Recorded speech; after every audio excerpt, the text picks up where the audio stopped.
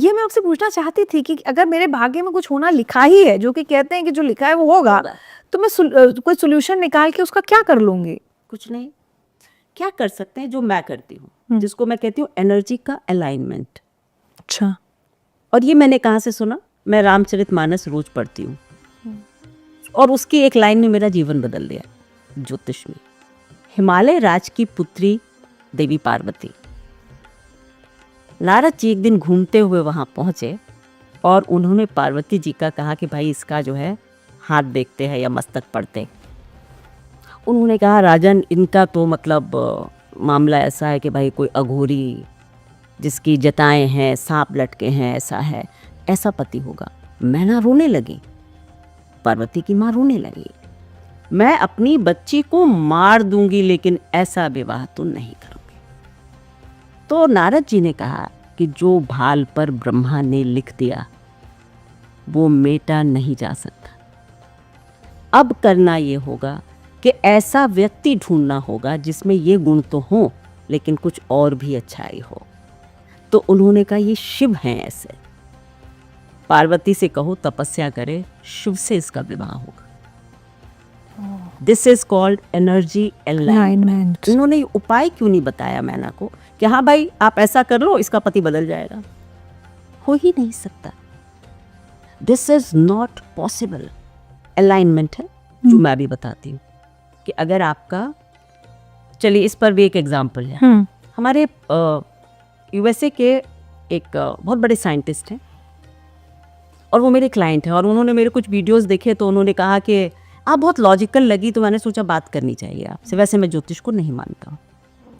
और उन्होंने कहा मेरी माँ ने बहुत पहले एक पत्रिका दिखाई थी और उन्होंने ये कहा था कि आपकी केतु की दशा में बहुत भयंकर आपका एक्सीडेंट होगा या मृत्यु तुल्य कष्ट होगा। बस ये बताइए, क्योंकि वो अब समय करीब है, कहीं ना कहीं बात तो रह जाती है एक बात, तो आप बताइए। तो मैंने कहा हाँ केतु अष्टम में है। मैंने कहा लेकिन उस चीज़ को अभी 2 साल बाकी हैं, मतलब जब वो समय। तो मैंने कहा आप ज्योतिष सीखना शुरू कर दीजिए। उनको व्हाट, मैं इसका बिलीवर ही नहीं हूँ। मैं बिलीवर नहीं हूँ। और मतलब तो मैंने कहा अगर आप चाहते हैं कि आपका एक्सीडेंट ना हो, चोट ना लगे, ज्योतिष सीखने लगे। क्यों? केतु को ही दोनों विधाएं हैं, ऑकल्ट भी केतु है, एक्सीडेंट और चोट चपेट भी केतु, सर्जरी भी केतु है। देखिए ज्योतिष ना एनर्जी का खेल है। Energy can not be created not destroyed, it can only be channelised. तो मैंने कहा करके देख लीजिए, लगेगी भी चोट चपेट, ठीक है कि मेरा भी एक प्रयोग हो जाएगा, अच्छी बात है। एंड मतलब he has joined my courses. 2 साल उन्होंने मुझसे ज्योतिष सीखी। अब आज देखिए कि वो ज्योतिष में तो वेल वर्स्ड हो ही गए हैं, बिकॉज वो काफ़ी इंटेलिजेंट आदमी है, साइंटिस्ट है। उनका कोई चोट उनकी नहीं लगी, कोई सर्जरी नहीं हुई, बिल्कुल वो पीरियड जो हम प्रिडिक्ट कर रहे थे उसमें उनके जाते जाते वो अपने किचन में नाइफ पुछ कर रहे थे तो उनकी छोटी सी उंगली एक कट हुई, दैट्स इट। वो भी हुआ जो होना था। बट हमने केतु की जो पॉजिटिव एनर्जी है उसको इग्नाइट कर दिया, हमने उसकी बस चैनल हो गई चीज़ें। फिर भी चोट, उन्होंने कहा रिजा जी चोट तो फिर भी लगी, थोड़ी लगी, दैट्स ऑल। नहीं तो हाँ एक्सीडेंट तो नहीं।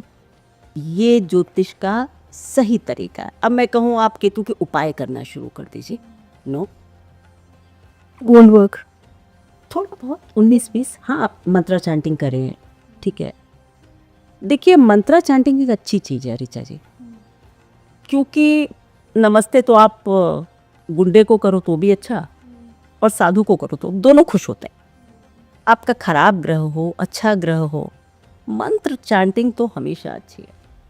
वो यही कहेगा चलो भाई खुश रहो। नहीं, किस किस की मंत्र चैंटिंग करनी चाहिए? जो खराब ग्रह चल रहा है, क्योंकि अब रोज बैठ के किसी इंसान के उस टाइम नहीं कि 9 ग्रहों की हम चैंटिंग करें। देखिए दशा जब चलती है, ज्योतिष में दशा एक बड़ी चीज है।